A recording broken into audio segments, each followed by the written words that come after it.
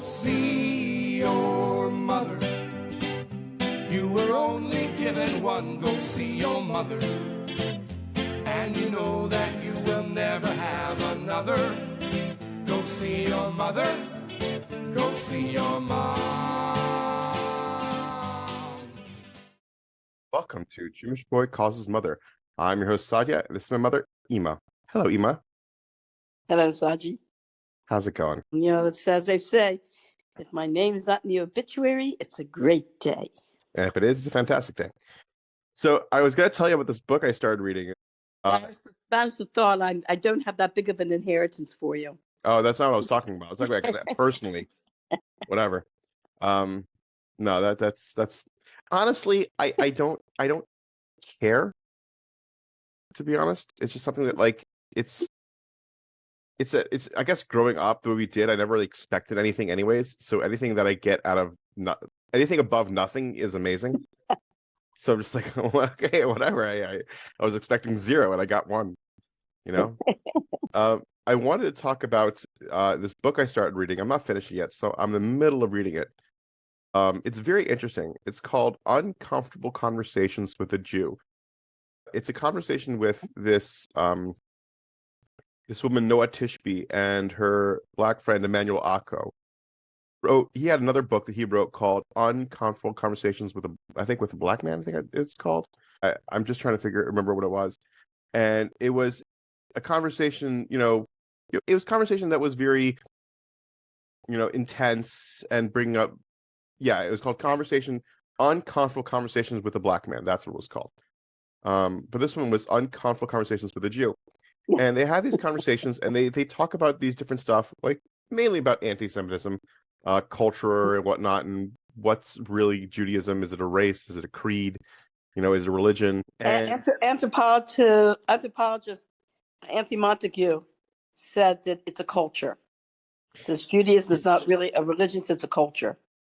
It's so funny because there's so many ways to split this, because as I was reading it, besides the fact that, like, I had issues with that Noah Tishby is an Israeli American, and her book got the Hebrew wrong. She wrote the Hebrew from right to left, but the letters were from left to right. It was really weird. It took me a while to figure out what was going on, but, like, it's a major spelling error for a book like that to really miss that, where it's just like every single Hebrew word, phrase, whatever was wrong. But yeah, which really, really threw me off and kind of like, whatever.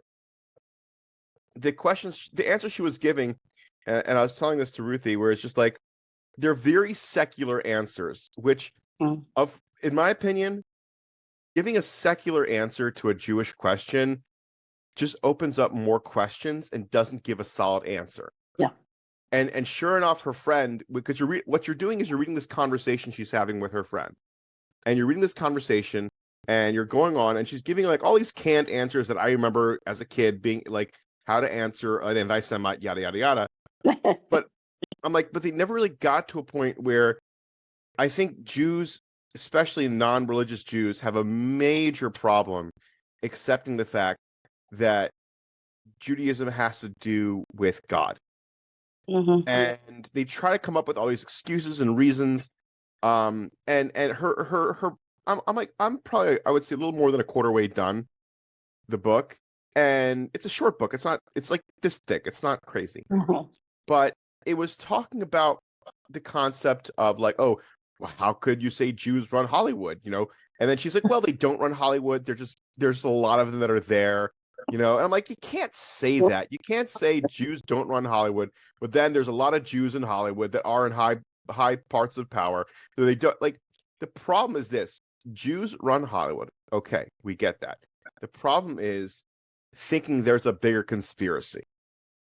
That's where it really gets down that path. I don't see the way, like, as far as, like, the movie industry is concerned, you have a lot of people from a lot of different ethnic groups and religions that are involved in movie making. And I can see that the Jews run Hollywood. Okay. So, in the 1930s, Metro Goldwyn Mayer. Yeah, they were all, these were, the big people were Jewish of your major of the major Hollywood studios at the time during the 30s and 40s, part of the 50s probably. I just think that okay, but I mean, just because They're very well represented in a sense that like there's a lot of Jewish people in Hollywood. But I think what Noah Tishby was trying to say, and as we're having this conversation, I'm realizing it, is that doesn't make it a cabal. yeah, And I think the frustration that a lot of Jews have is these like half truths and these half backhanded compliments about Jews in power that we're supposed to roll over and take that and say it's okay. When in reality is just like, there's a very easy conspiracy path that can go ahead and blow things out of proportion yeah, and then start talking about, the evils of the devil Jew who's trying to take over the world with their Hollywood antics and their scheming and their conniving. And it's because like, it's like once you give into that reality of, right. yes, there are Jews in Hollywood, and yes, a lot of them are very powerful, it then opens up this whole door where people will just grab it and be like, yeah, see, I told you, they're all trying to like the frustration with the book, and then it's I'm realizing more and more like as I'm talking about this is that you're trying to solve a Jewish problem with non-Jewish logic and non-Jewish culture, where this is just from what I grew up with understanding, with the Jews as the firstborn child of God, where that comes with a lot of pros and cons. If anybody ever had a first child or anybody that was a firstborn, where it's like there's a lot of advantages and disadvantages to that, where you're more scrutinized, the parents didn't know what they were doing, things like that. But I think it's like you're trying to appease Esav when Esav sonas Yaakov. It's like a lot of I've noticed that there are a lot of Jews, and I have to, for a long time include myself in this, that figure, okay, the way to combat anti-Semitism is through education, try to reason with them, try to see, educate them as far as like the Jewish religion's concerned, yada. You know what? Don't waste your time.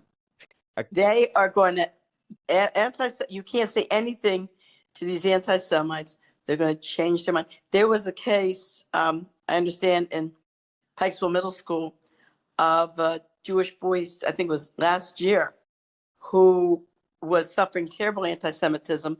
And the school's response to it was they thought they would let him come in and talk to his class about what Judaism is about. And evidently he was a frum boy, he was attending. And he came in and he explained everything about Judaism and major precepts and practices. Forget it, didn't do a darn bit of good. No. The kids continued to bully him and beat him up, and finally his mother had to just take him out of the school. It's silly, and that's the other part of the book I found kind of frustrating to read, where it's like she's trying to have a conversation with someone who's trying to be open-minded, but at the end of the day, they don't care. Esav sonas Yaakov. Esav will always hate Yaakov.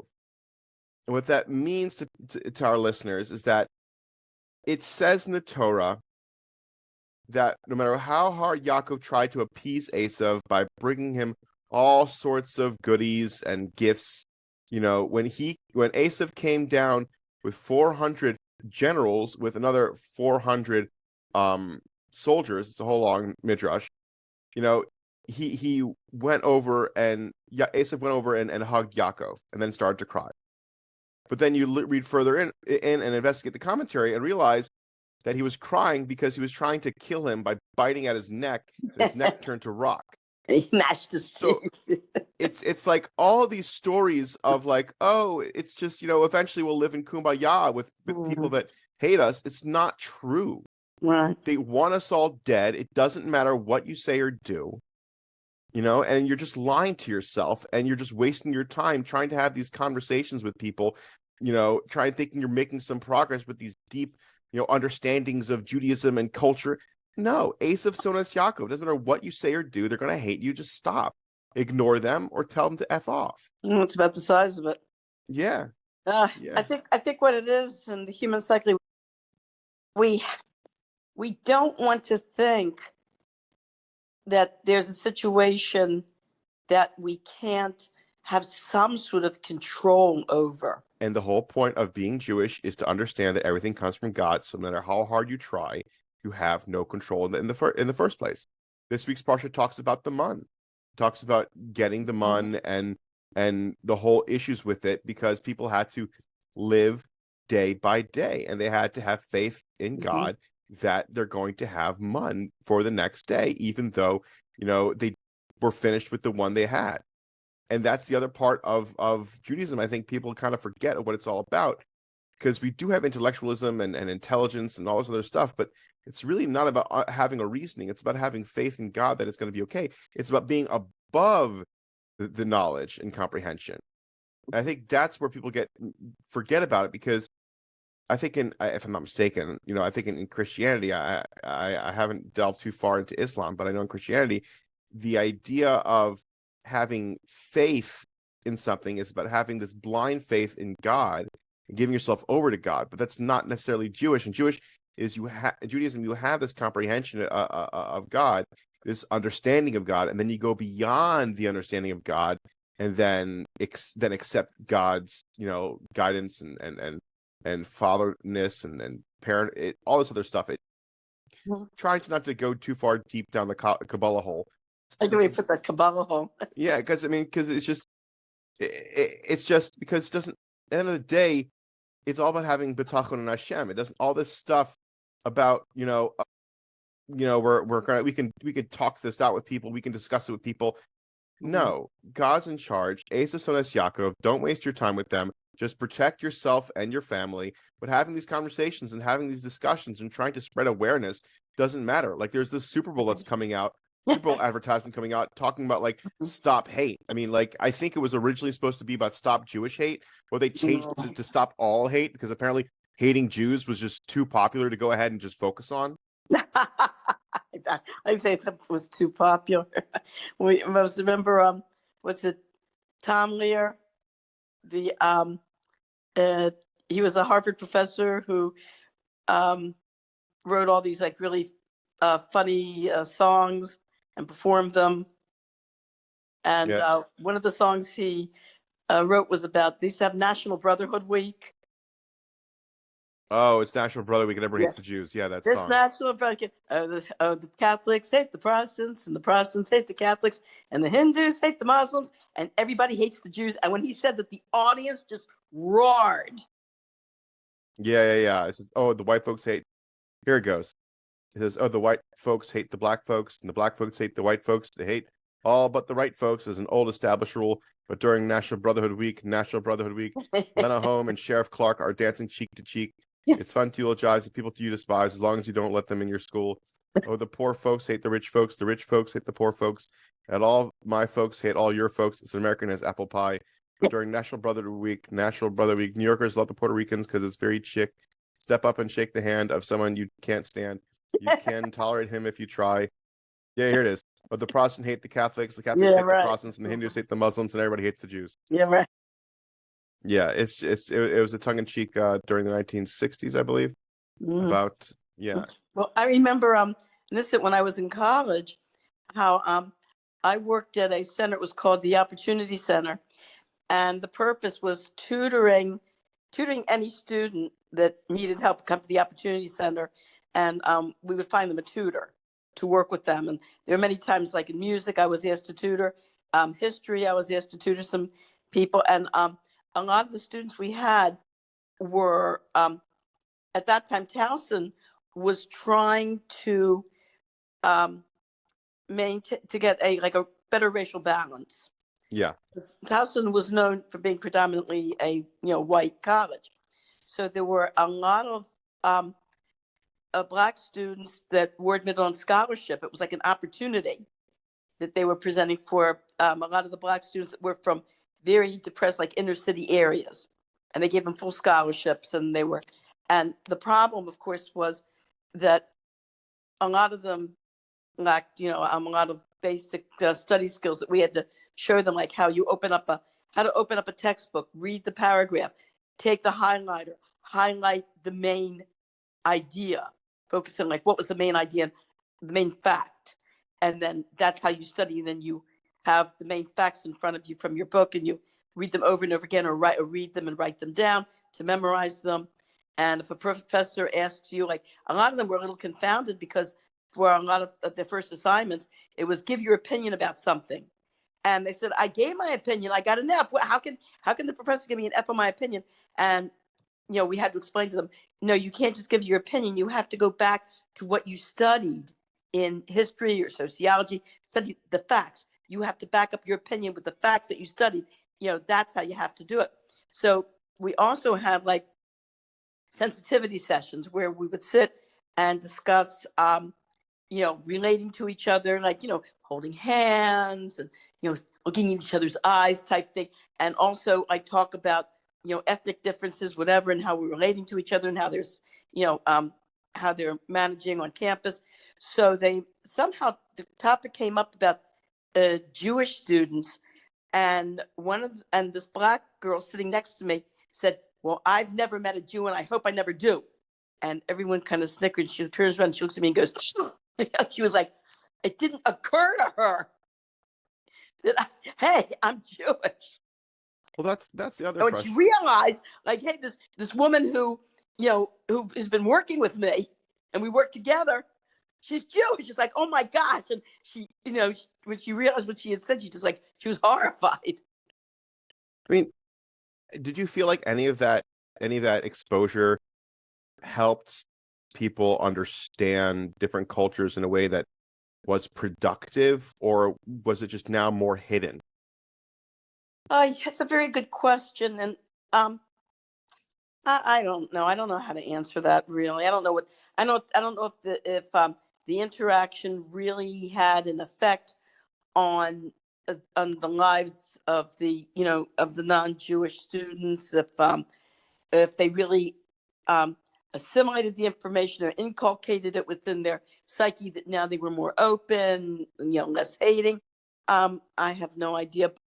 I do know. I remember hearing an interview with a girl who was she was a young Muslim girl. I think it was from Saudi Arabia a few years ago, and she had signed up for the Au Pair program, and they had placed her with a Jewish family in a Jewish neighborhood. And she had such a wonderful experience that she realized that all the negative things she had been taught about Jews and Israel and all the anti-Semitic ideas that she had literally been raised with were wrong. And she was being interviewed because she's been writing a number of articles about this, about her upbringing, about how in some of the Muslim countries, and you heard about when the Israeli troops went into Gaza, how they found preschool teaching little kids to hate Jews, and that it's a good thing for them to kill as many Jews as they can. This is starting in preschool. And so she wrote a letter to her parents saying, listen, I'm with a Jewish family in a Jewish neighborhood. These people are wonderful. They're kind. They're wonderful. I've had a really good experience working for them. And everything we have been told about the Jews by our government is a lie. Her parents wrote her back a letter saying, please don't ever send us a letter like that again, because the government can check the mail. There's censorship. And if they see that they got a letter like this from you that speaks positively about the Jews, we could all be arrested. Yeah. Again, so here's the case of a girl who evidently being exposed to the Jewish culture was a very positive experience for her. I guess it's a very, very individual thing. It's the frustration that I have. Like, maybe it's just me throwing in the towel. It's just like, here we spent all this time, money, and effort trying to convince people not to hate us, and it just sounds so pathetic when you say it out loud. It just comes off very pathetic. Yeah. And I hate that. I hate how pathetic it sounds. Of like, no, you don't understand. No, we're good. No, please. I mean, don't you like us? Can't you like us? We're good. Get a grip of yourself. Like, who cares? A king does not need to say that they're a king. You know what I mean? Like, it's just like you don't need to have this feeling like you have to convince the world to like you. And I think Jews on some level have this perpetual feeling like they have to they have to be liked, and that if they're hated, then they're gonna die. And they'd rather and the way to save themselves and their people is by just trying so hard, desperately to be liked. That even includes selling your people out by, agreeing to whatever junk there is that you're being sold on. You know? Yes. So it's just it's so like I'm reading this book, and that's what's getting me so frustrated. Where it's just like she is being a strong advocate. Sorry.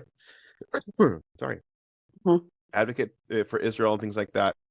But it's also coming off kind of tiptoey, if that makes any sense. Just the way it's written, the way she talks, and the way they're trying to talk about things and trying to be like more head on. But like I see how she's presenting the case, and like I've read so many different books on anti-Semitism and experienced so many like concepts of what to say to an anti-Semite kind of stuff, where like I just don't. What to say to an anti-Semite is very, very simple. 2 words. One of which is X-rated. Yeah, it's just that's the point. I think that's kind of how I was raised. So like, to hear these other people do this whole like, oh, it's just so terrible. Can I order some bagel lox and cream cheese, please? Like, there's this part that just it's just irksome to me. But I guess maybe to flip the script, or maybe to ask you like, well, I don't know if you noticed, but in YouTube this past week, they I forgot what it's called. There's a guy who has a spot on YouTube, and he had some sort of Israeli, I don't know who it was. Was it a real newscaster or official? And this is really spoken. He speaks fluent Arabic, and he got on Al Jazeera, and he said that all these compromises and land givebacks, whatever, or compromises or discussions, he says, you Arabs don't respect any of that. You respect raw strength. All you respect is raw military action, raw strength. And it's the only thing that you respect. And some Muslim guy was trying to argue with him. He says, oh, no. He says, all this negotiation, all these talks, he goes, it's garbage. You don't respect any of it. What concerns me, you probably heard this past week about the idea of the United States taking over Gaza. Yeah. Who has? And I was thinking about something, how history repeats itself. Do you remember the one Maccabee brother that was left, who eventually became the king of Israel? He was the one that invited the Romans to come to Israel because he felt that Israel would benefit by being part of the Roman Empire. Oh, I see what you mean. And you see what happens in the end. No, I think it's a terrible idea. I don't think it's going to happen, though. I don't think it's going to happen. I think what in my opinion, what Trump does is that he bluffs and doesn't at the same time, where he's the crazy guy. So you don't want to test the crazy guy. You know what I mean? It's like a typical jail, mentality of like, you don't mess with the crazy one. So he tries to maintain that crazy mentality, but I don't think anything's going to come of it, of becoming a United States taking over. That doesn't make any sense. Like logistically, first off, and legally, second off. Mm-hmm. Well, honestly, just what the heck? Israel, go in there, take back Gaza. This is ours. Tough. No, again, it goes back to what we were saying before, and that we just, there's this feeling of I'm sorry, I didn't mean to do that. Could we be friends, please? Oh God. That's all it is. It's all it is, man. Like Gush Katif. Gush Katif. God. This whole thing started with that.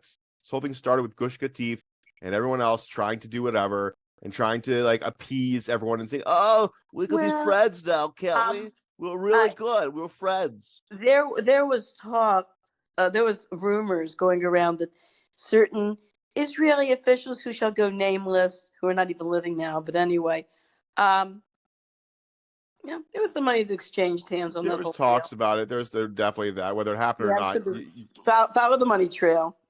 yeah, you'll never know if you can prove that or not. But Here comes Peter Cottontail hopping down the money trail. I think it's just dumb. I think it's just so dumb. And when he suggested that, it's just, I don't know. It's a silly, dumb thing, and I think he was just trying to test the waters of what he can get away with saying and what people's reactions are going to be. I don't think it's any real possibility, and if it was, it's a terrible idea. Yeah, it's just, it doesn't make me comfortable. I don't think it's a good idea. Nope. Yeah. So anyway, Yeah. you and I are not going to solve anti-Semitism. It's not going to be No. solved until Mashiach comes. So let's go on to better topics. Sure. What do you have in mind? I don't know. Like, whatever. Let's talk about the weather.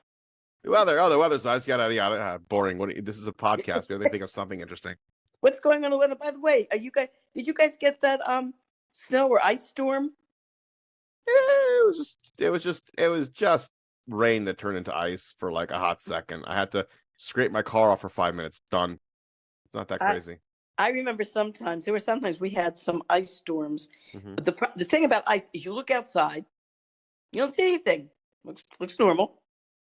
You go outside and you take one step down your steps and whap, and you fall right down. And the banisters, everything is covered in a sheet of ice. I remember times like that. Carpool in the morning, and I remember one carpool morning where the sidewalk and everything was so covered with ice. In order for me to get to the car, I had to sit down on our lawn and actually, like on my bottom, like slide myself across the lawn, sitting down to the car. Because if I were to stand up and try to walk, I wouldn't make it. Yeah. That's good old Baltimore ice storms. Yes. Well, I have I guess a side question. Just thinking about like, weather. God, I hate that so much. What, the weather topic? Yeah, it's just so lame. I'm trying to think of something interesting, and I'm just like, the past couple of weeks, I've been trying to figure this stuff but out. discussing the weather, you've got to admit, is a nice icebreaker. Oh God, there's the jokes. Did we ever have podcasts where we talked about corny jokes? I think we had for a while, sparingly in other spots. We could talk about. Oh, there was a kid today. Boy, this kid was smart. Mm-hmm. Wow. What happened was, I think this kid's like about 6 years old, something like that. He's really young, yeah. And so, I was giving him, he was always, I always carry lollipops with me because I give my piano students lollipops. Mm-hmm. And so I give his older sisters, piano lessons and violin lessons. And so he sees me, he knows I have lollipops, I give them. So he always asks me, can I have a lollipop? I said, if your mother says it's okay, yeah. So it got to the point where he was constantly, I see him in school where I work, and he was constantly asking me a lollipop. And I think what happened that I think this, the family probably said, listen, he can't keep filling up with lollipops like this. His older sister was walking with him. And so he asked about lollipops. And so she says to me, Marizalka, you don't have any more lollipops, do you? And so I said, oh, that's right. No, I'm sorry. I don't have any more. So as he walks by me, he looks up at me and goes, there. That's pretty cool for like a 6-7-year-old kid. Oh my God. There was nothing fooling this kid. He knew what was going on. Oh my gosh. Then we can talk about like little kids who you can't fool. You know exactly what's going on. Well, I mean, how were you as a little kid? Hmm. Hmm. Well, when I had my one of my many eye operations, um, when I came home, they sat me. My parents, guided me to the couch. My eyes were totally bandaged up. I couldn't see a thing, and of course, I wanted to watch television. And so my older sister said, "Oh, that's too bad. The television's broken. You can't see anything on the screen." And I bought it hook, line, and sinker. Later on, she confessed to me that the family conspired to lie to me so I wouldn't feel so badly that I couldn't see. Oh, it reminds me of, I remember the opposite. I remember being stuck in sleepaway camp, and one of my younger brother would go ahead and call me, like, and would, so instead of the calling, "Hey, how's it going?" he'd be like, "Guess what stuff we got to see and watch and do? You wouldn't believe it." And we're just going a whole long tirade, and I would just get so annoyed because I'm like, God, I hate this place. I hate this camp. I hate the fact that my dad forced me to come here. This is terrible. This sucks. And this little freaking kid is just rambling on and not making anything any better. So, yeah, yeah, it's quite the opposite. It was just it instilled in me the seething hatred I had for sleepaway camp. I guarantee you, man, when your kid gets older, you I'm see him kicking just him out and hanging out. taking a sleepaway You camp. are, you're saying, Yeah, letting him suffer just like I did. That's the whole point. It's called perpetual trauma or whatever you call it. I don't know. I'm not breaking the cycle. I'm continuing the cycle. That's the whole point. You got to do it stronger and better. think of it this way. What would you have done? Hung out with my friends, spent time enjoying a summer with my friends, doing things, going around. They all went off to camp too. No, they did it. They Not did? a single one did. Not a single one did. No one went to camp. What did they do with their time the whole summer? They would go on hikes. They would go bike riding. They'd go to different places together as a group of friends. They did all sorts of things together as a group. And I was the odd man out and stuck it in some shitty camp that you sit down and learn for 5 hours. And I hated it and complained to Todd numerous times how much I couldn't stand it. And I still was forced to go. So eventually I just stood up to him and said, "I'm not doing this anymore." And I stopped. But I was like 17 at the time anyway, so it didn't matter. Yeah, I was 18.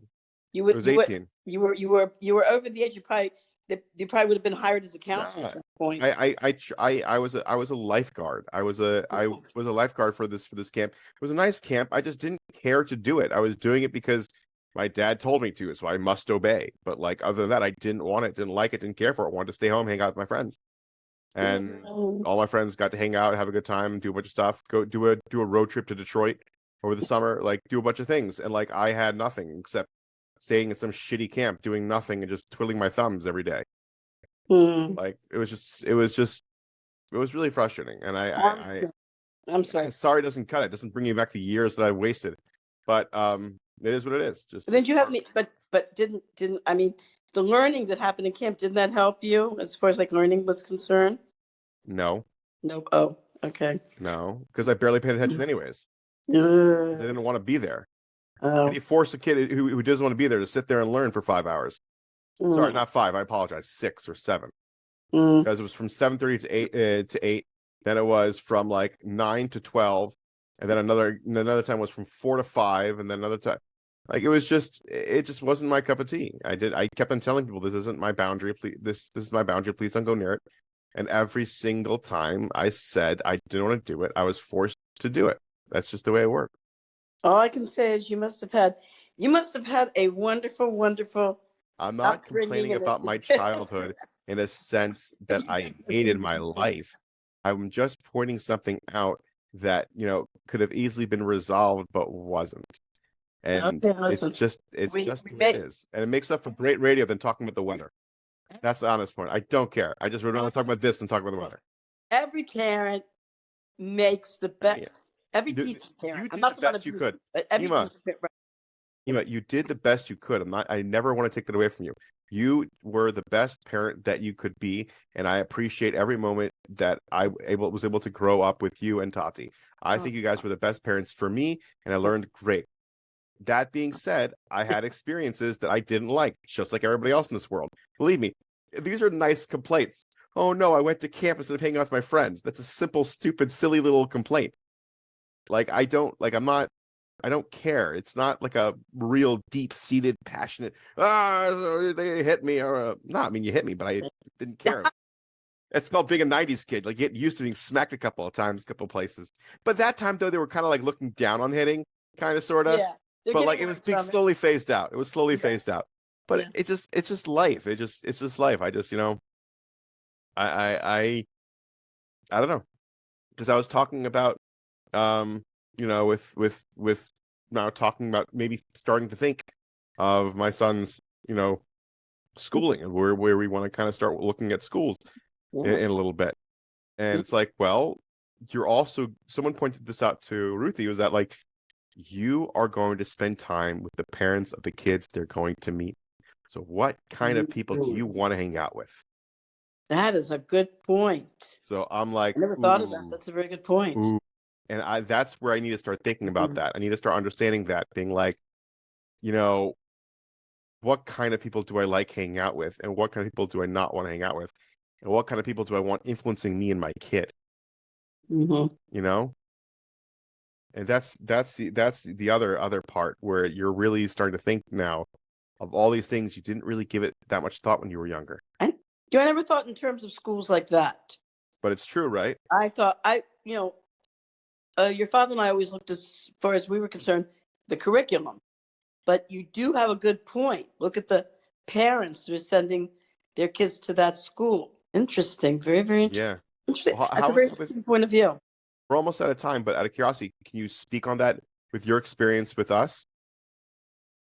Like I said, when we picked the schools, we looked at the curriculum, and also the basically the atmosphere in the school. Now, when we first started at that time, when we were picking out schools for you older kids, or middle kids, older to middle kids, TA at that time was known for being more just a little less, you might say, Observant, not Yiddishkeit. observant, Yeah, Yiddishkeit. Yiddishkeit, of an atmosphere. Then here's the place. Like, we walked into TA at that time, and we saw pictures of the United States presidents, and all these global leaders and whatever, And then we walked into, at that time, the other school, Shares of Plata, and we saw pictures of Rebbeim.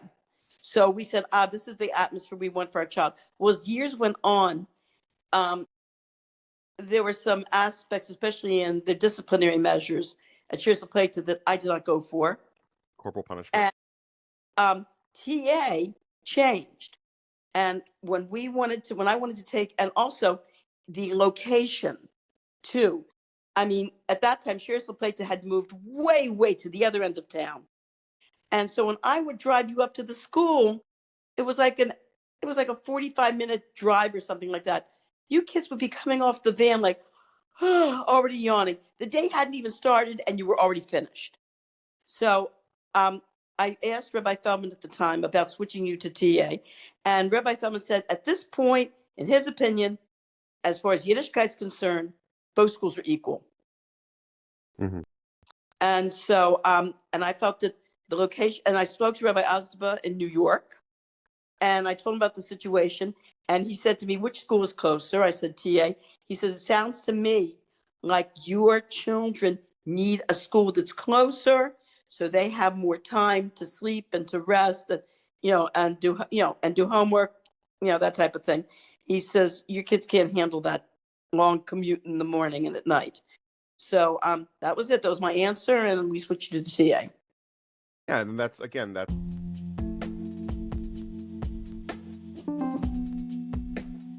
Thank you for listening to Jewish Boy Calls His Mother. Please comment and subscribe on our Facebook page, YouTube channel, and Instagram.